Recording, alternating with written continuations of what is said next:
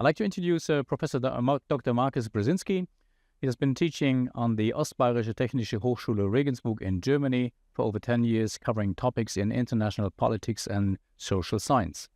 He is also the foreign representative and study advisor of the Bachelor of Arts in International Relations, spokesman of the study program commission, and member of the faculty council. His research projects focus on a broad range of interdisciplinary questions, ranging from international crisis management to national disaster protection. Networking relevant societal and institutional actors before a crisis strikes is a crucial factor of effective crisis management. Learning from a crisis to avoid repeating the same mistakes is another key factor for success. Thoroughly changing structures and processes is a hallmark of resilience. With that statement coming from Markus, I leave the floor to Markus for his presentation. Good to have you on board, Markus. Thank you very much, Ralph. Best regards to everybody here from Regensburg, in the middle of Bavaria, a little bit north to Munich, a little bit south of Nuremberg for those who are not familiar with the geography here in Bavaria. Yes, so we start today with a short insight in our work and our project. So next slide, please. I would like to give you, first of all, an insight into what we're doing in crisis gaming. We have established two versions of our crisis game. The first one is established since 2013, and it's, let's say, a very traditional staff and command post exercise. And it's not a normal role-play game or a kind of tabletop, first of all, but it has a very interesting hybrid component and a hands-on learning environment. Our crisis gaming is always related to real-world scenarios. So we have played the real-world Afghanistan scenario until 2010. We then used the repatriation during the COVID, switched to a Mali scenario, and this year and this winter, we, for the first time, have introduced the Sudan scenario. So we conduct these exercises twice a year. A second instance of our crisis gaming is a disaster and crisis management in civil defense. There we are more concentrated on domestic scenarios, and here we are right now focused on natural and human-made catastrophe. Although there we have 2 to 3 conducts each year. Next slide, please. I would like to give you an insight into that one. So the first of all is our traditional globe field exercise, command and staff and command post exercise. The thing here is we have different layers of command and control structure. On the right bottom, you see that we have a 3-layered structure. We are depicting a real-world scenario in the organizational structure of the United Nations, in this case, UNOCHA. It's our low barrier entry into the world of networked security and comprehensive approach. After these kind of exercises, my students are entitled, assessed, trained, supported to take part in more sophisticated exercises, for example, NATO exercises that also have a civil military component in it. Here, as you can see, this is, so to say, in field, so we would like to make it as practical as possible. This is also one of our purposes and objectives of the University of Applied Sciences. Next slide, please. We have experienced that our students need a little bit more support and need a little bit training before they go into these more in-field exercises. And in the presentation before, we heard about the pre-phase training, and that's the reason why we have introduced tabletop crisis gaming. The setting here is based on a real-world scenario. So we use the same scenario that we play in summer times. It's script-driven, and it's based on a real-world map. The purpose for that one is definitely pre-exercise learning. I've learned a lot about that one with the humanitarian community that said that it's very important that people, before they go into the real exercise, that they maybe have an idea, a glimpse of what they can expect, and maybe even know a little bit about the problems that we'll face and the challenges that we'll face. So beside the fact that we offer a pre-exercise learning here, the purpose is definitely to get a good in-briefing into the situation, and then the training objective as well for the training audiences to provide a good analysis and an assessment of the situation at hand. We don't have a rule book, and we don't have a game mechanics here already. What we do is free adjudication procedures. We have a response cell and a white cell and a kind of a red teaming. Next slide, please. As I told you, I have a second instance of the crisis gaming. This is more oriented to disaster and catastrophe management and civil defense. Here as well, our setting is a scenario and it's script driven, and we use a real world map. Also, the purpose here is a little bit different because we have here real world actors who would like to improve and enhance their reaction skills in disaster management, and also making some conceptual analysis with regard to civil defense. So the purpose here is risk analysis as well as operational assessment. A very important focus is here as well activation and motivation. I will come back to this point in the second part of my presentation, because this is also what it interests me, motivates me for my research here. And I see there a lot of room of improvement for wargaming and crisis gaming in future time, especially when these kinds of games are used for analytical purpose. Rules as well, even though it's a real-world game with a real-world purpose, it's three education procedures. We have a red team, and as you can see on the right bottom, it's important to definitely enhance communication and discourse about the evolution and the development of the game. Next slide, please. Now it's getting a little bit more academic. I would like to focus on the fact of critical analytical thinking and the connection to gaming. When we talk about critical analytical thinking on the right side in gray, you can see the characteristic features of critical analytical thinking. There are some metacognitive things involved, as well as skeptical and moderated distrusting, the analytical part, that you really go into the evidences, that you know how to evaluate things, that you try to be unbiased and open-minded. You also need to show and have some domain-specific expertise, and you need to analyze in a sense of a meta perspective your own analytical process.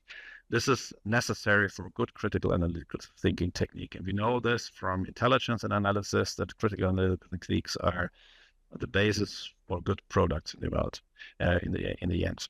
On the left side, here we come to ramifications and conditions that are necessary requirements to have good critical analytical techniques and competences. In research, we see that it's a combination of motivation and disposition that is needed.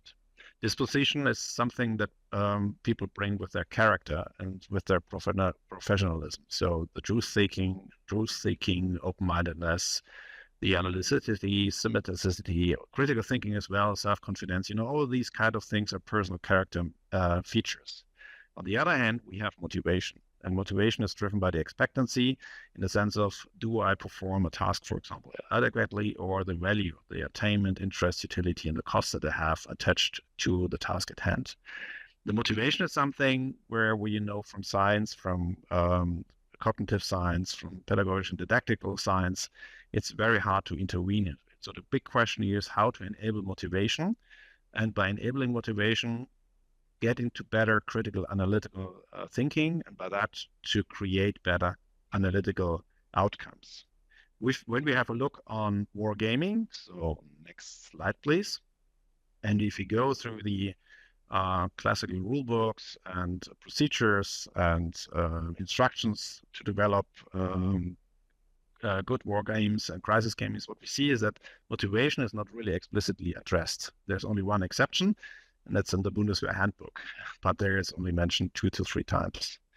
What we definitely see is that critical analytical techniques and thinking needs dispositions, mostly given, and motivation. And critical analytical thinking is not train as you fight only. It does not mean that you just put some pressure in a war game and try to get the people that they think like and they were sitting in a command post or a staff position. It's not enough just to trigger emotions in a war game so that people maybe feel related and affected by the things that they play with. And it's not only about coping with stress. So I would say that it's not the only analytical purpose of the war game. So to create motivations just by triggering emotions and setting a stress context. What is important is that we need to know what drives motivation in a good war game, and by that one also fosters and enhances the critical analytical thinking. Here, next slide, I would like to refer to a very good research that is conducted here in Germany. and it's about gamification, but not in the traditional sense of gamification. There's a research group in Nuremberg at the Technical University of Nuremberg, and they have created a toolbox. It's called EMPAMOS. It's the empirical analysis of motivating game design elements. And the purpose here is to analyze games in the sense of whether they really trigger the motivational aspects and trigger, as you can see here, motivations as is defined by Ryan and Deji. So the autonomy is important, competence level is important, the relatedness of the participants, and also the aspect of meaning is important. So if people are triggered in this context, then they feel motivated, and that leads to better critical analytical thinking.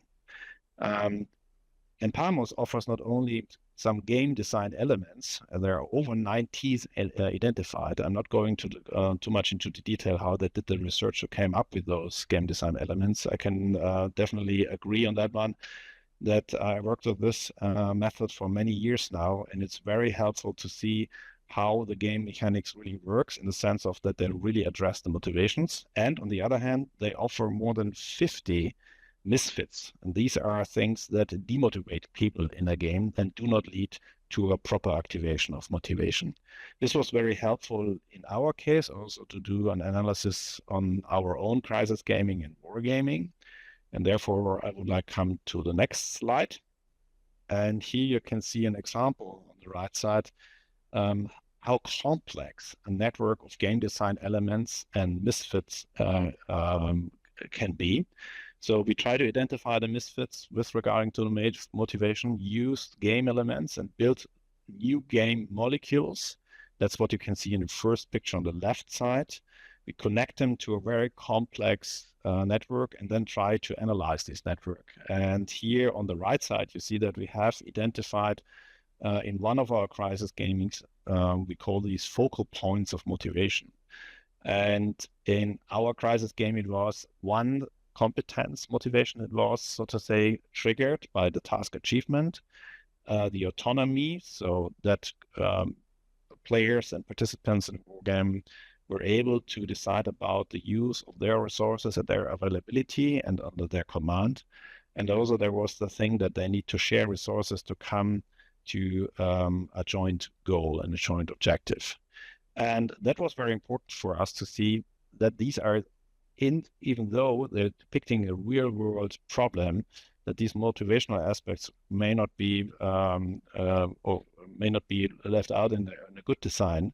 Otherwise, you do not trigger the analytical process, and then you maybe will get out, the results will be maybe failed or not so good analytical data that you can use for your analysis and wargame. So I would like to conclude with my last slide, and therefore proceeding really good in time. I would say that it's very important for critical analytical thinking / also analysis. We need to address the motivation aspects of our players, not only the disposition. Most of the time, we can expect that the participants will bring the right disposition to the game table, but we need also to address the motivation aspects in the game. War games are motivational supportive. That's the good thing. It makes it always fun to stand at those big table, to see at the map, to talk with each other, to move those nice little figures on the at the tabletop game. That's very motivational supportive. But that's, so to say, the caveat. War games have to be designed according to these aspects. And with EMPAMOS, for example, we have relevant methods at hand, and we also can provide them as well. So this concludes my presentation already, and I hand back to you, Ralph, and happy to take questions afterwards.